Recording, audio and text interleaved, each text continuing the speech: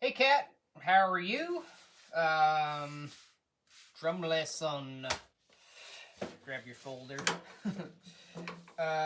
Cool. Alright, so rim shot is looking really good. So I think we got that re-straightened out, right? We had to adjust your snare drum a little bit. And remember to keep the stick in its normal position instead of backwards, and you did that. And it's good. I know, like, yeah, you're still missing a lot of the time, and it's still probably frustrating. This bass drum's higher than I thought it would be.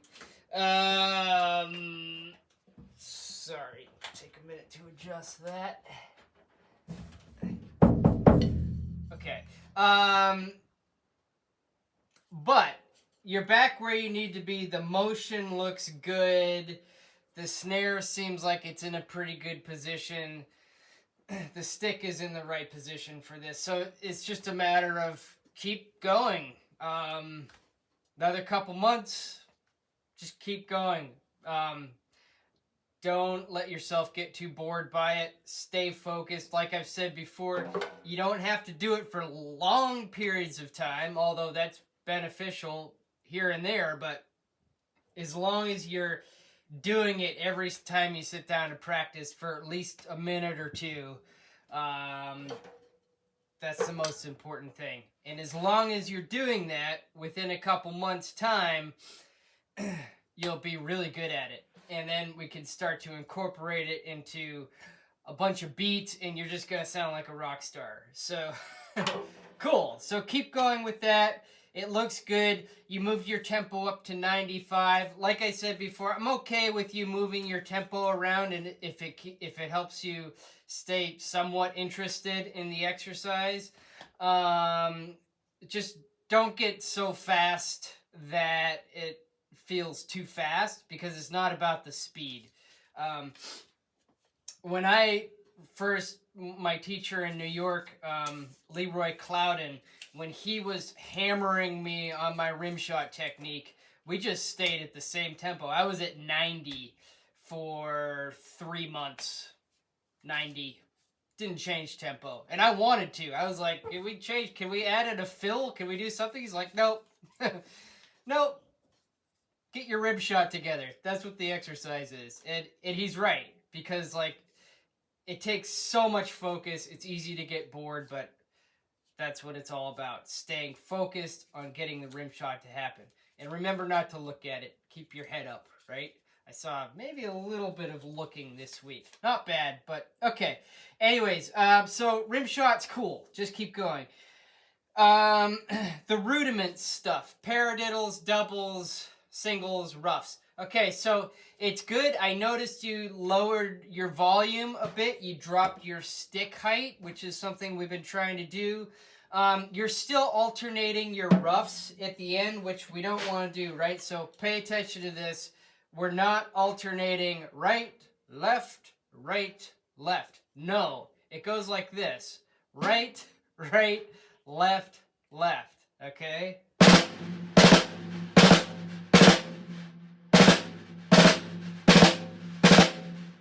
Okay, and of course I'm playing louder than I want you to for this for right now, but just demonstrating that you need to remember that. You're still forgetting that, and by this point, you've trained yourself into playing it the wrong way. So now you have to train yourself into playing it the way that it's written on the page. It's not that one's right or one's wrong, but I just, I'm of the thought of whatever it is that we're working on, whatever it is that you're working on, the best approach is to get it the way it's presented to you, and then change it if you want to change it.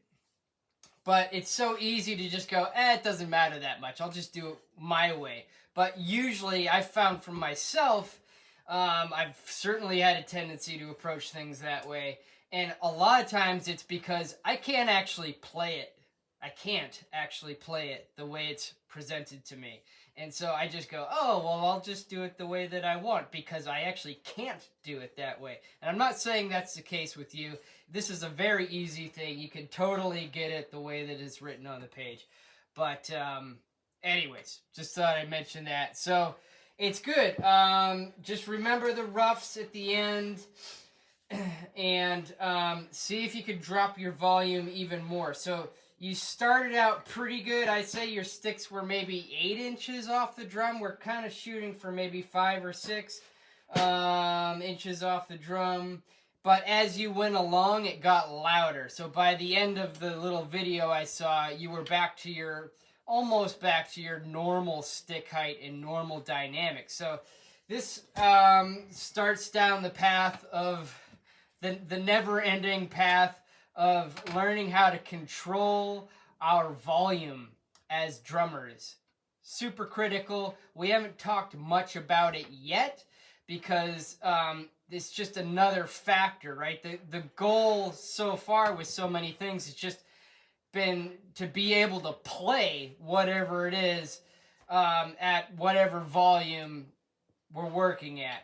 Now, do you have the control to be able to play it and have flexibility in your volume while you play it? Be able to drop it down, get softer, be able to come up high and get louder, right?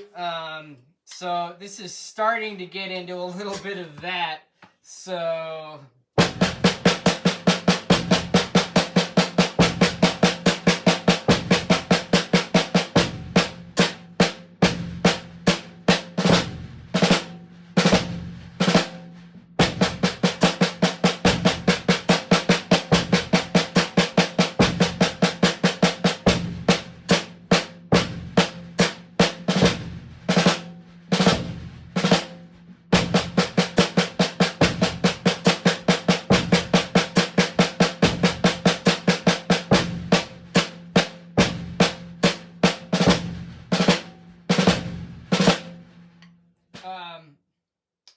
sorry, I messed up the sticking in the paradiddles in the second time through. No big deal. But I'm just trying to demonstrate volume-wise, right? So my stick height there was no higher than 5 inches. Really controlling that. And honestly, if I were really going to challenge myself with this, I would be playing it even quieter, trying to get like maybe a 2-inch stick height.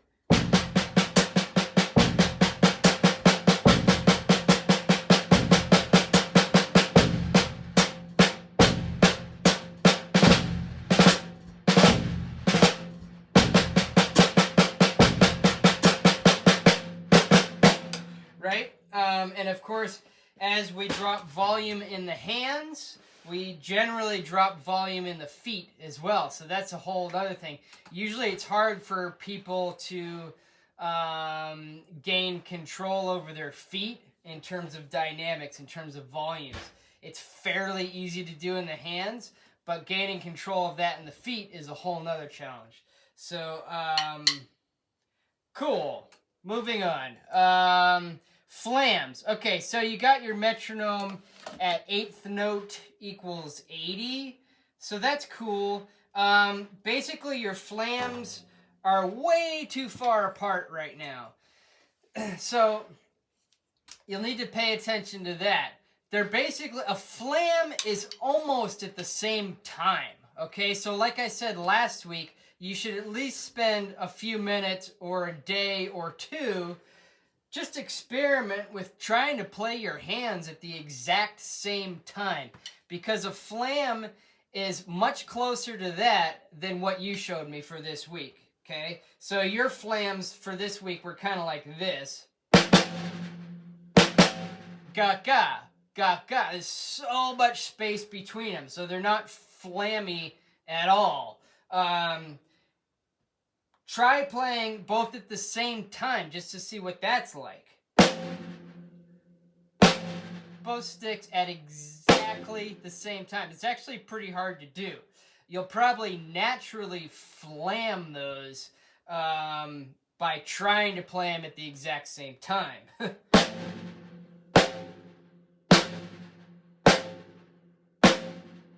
Okay, so those are all at the exact same time. What we want is just a little bit of separation there to give us a nice flam.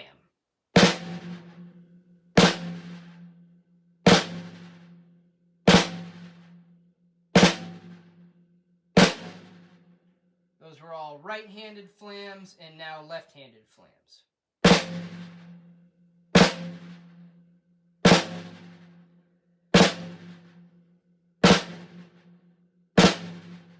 Okay, I turned on the metronome. I don't even think you should probably mess with the metronome right now because you haven't got the spacing right yet. We don't care about tempo. We don't care about time.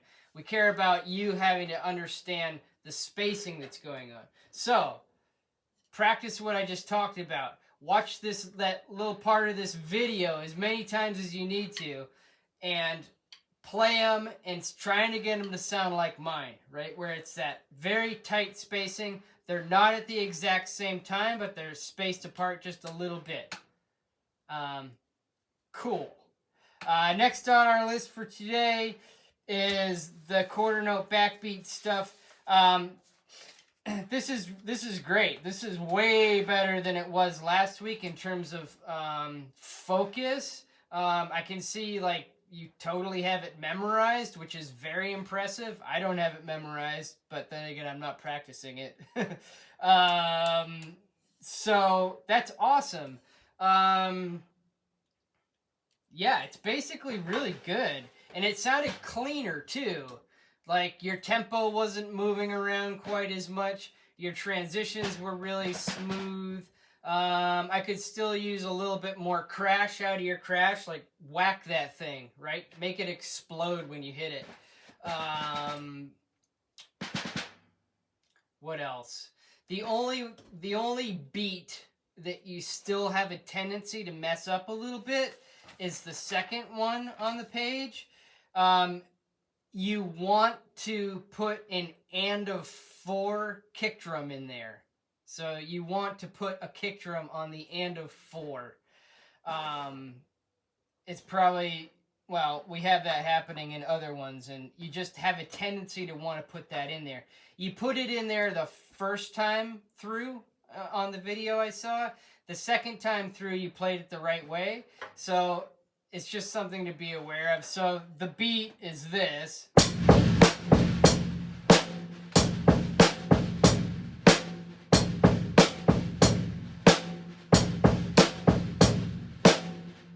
But you have a tendency to want to do this. Oh wait, sorry. I wasn't playing the beat right. The beat is this. There we go.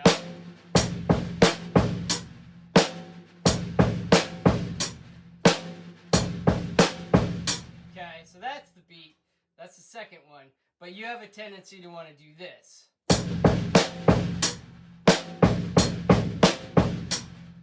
And one. So you're adding that extra kick on the and of 4. Okay? It happened the first time through, but not the second time. So you're almost there. All the rest of them were good. You didn't mess them up as far as the kick drum patterns. Remembering those, that was great. Did I have other notes on that? No, that was pretty much it. So I think what we should do is for this week, do the same stuff. I hope you're not getting too bored with it. We've been on some of this stuff for a while, but we're so close with it, and I think at least this backbeat stuff, so long as it sounds really good next week, I think we can move on to something new as far as groove type stuff. So I'll think about that and see what the next logical thing would be. But basically, you're still going with your rim shot, so still show me that. You're still working on the paradiddles, doubles, singles, roughs, trying to get lower volume and making sure you get the sticking right on those roughs at the end. Flams, you're trying to get your spacing right there, so we're still learning flams. And then you're doing the quarter note backbeat thing for another week. 4 things, okay? And then next week we'll probably introduce something newish. Yes, okay, cool. Awesome. Well, thanks for working hard on this stuff. Overall, things are progressing and looking great. So I hope you're doing well, and we'll see you next time. Adios. Bye.